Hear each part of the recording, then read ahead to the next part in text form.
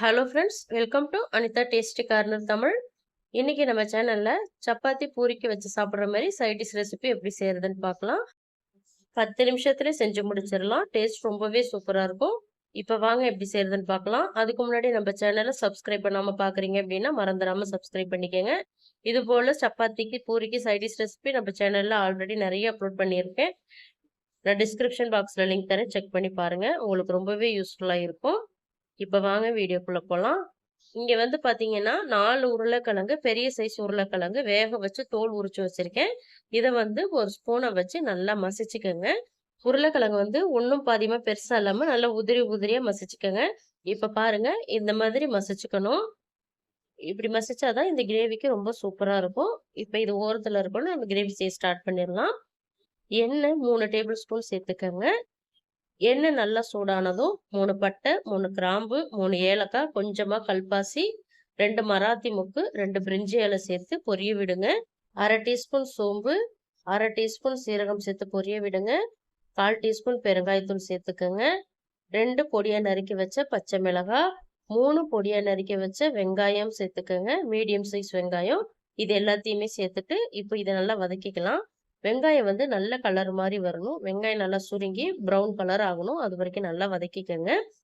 இப்ப பாருங்க, வெங்காயம் இந்த அளவுக்கு வதங்கணும். ப்ரௌன் கலர் ஆயிருக்கு பாருங்க. வெங்காயம் எல்லாம் சுருங்கி பாதி ஆகிட்டு இருக்கு பாருங்க. அதோட குவான்டிட்டி இந்த அளவுக்கு இதை வதக்கிக்கணும். இந்த ஸ்டேஜ்ல இப்போ பொடியா நறுக்கி வச்ச 3 தக்காளி பழம் சேர்த்துக்கலாம். மீடியம் சைஸ் தான், அதையும் சேர்த்துக்கலாம். 1 டேபிள் ஸ்பூன் இஞ்சி பூண்டு விழுது, அதையும் சேர்த்துக்கோங்க. சேர்த்துட்டு தக்காளி வந்து நல்லா குழஞ்சு வர வரைக்கும் நல்லா வதக்கிக்கங்க. தக்காளி வந்து இந்த கிரேவில இருக்கிறதே தெரியக்கூடாது.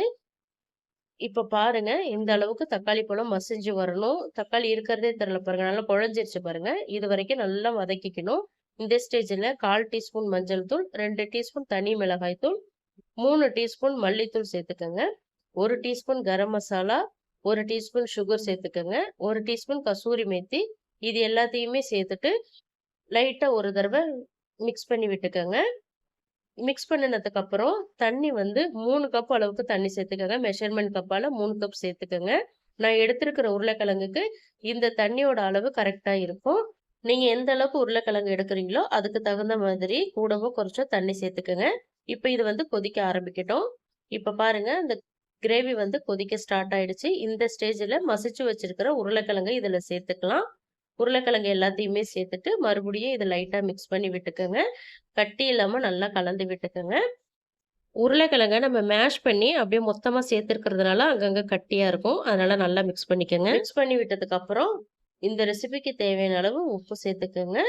உப்பு சேர்த்துட்டு இது நல்லா கலந்து விட்டுக்கோங்க. இந்த ஸ்டேஜில் காரம், புளிப்பு இதெல்லாம் இருக்கான்னு செக் பண்ணிக்கோங்க. ஏன்னா தக்காளி நம்ம சேர்த்துக்கனால இந்த கிரேவி வந்து கட்டாயம் புளிக்கும். அதுக்கு தான் சுகர் சேர்த்துருக்குறோம்.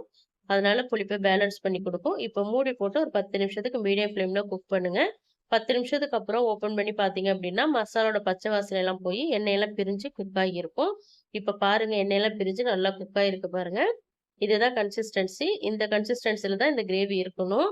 நீங்க இதுக்கு மேல ட்ரையா வேணும் அப்படின்னாலும் இன்னொரு 5 நிமிஷம் நீங்க கொதிக்க வச்சுக்கலாம். இப்போ 1/2 டீஸ்பூன் சீரகத்தூள், பொடியா நறுக்கி வச்ச கொத்தமல்லி இலை சேர்த்து இறக்குனீங்க அப்படின்னா சூப்பரான உருளைக்கிழங்கு கிரேவி ரெடி ஆயிடுச்சு. இது சப்பாத்தி பூரிக்கெல்லாம் அல்டிமேட்டா இருக்கும். நிச்சயமா நீங்க உங்க வீட்ல ட்ரை பண்ணி பாருங்க. ட்ரை பண்ணி பார்த்துட்டு உங்க ஃபீட்பேக்கை எனக்கு கமெண்ட்ல சொல்லுங்க. இந்த ரெசிபி பிடிச்சிருக்கும் நம்புறேன். பிடிச்சிருந்தா லைக் பண்ணுங்க, ஷேர் பண்ணுங்க. மறந்துடாம அனிதா டேஸ்டி கார்னர் தமிழ் சேனலை சப்ஸ்கிரைப் பண்ணிக்கங்க.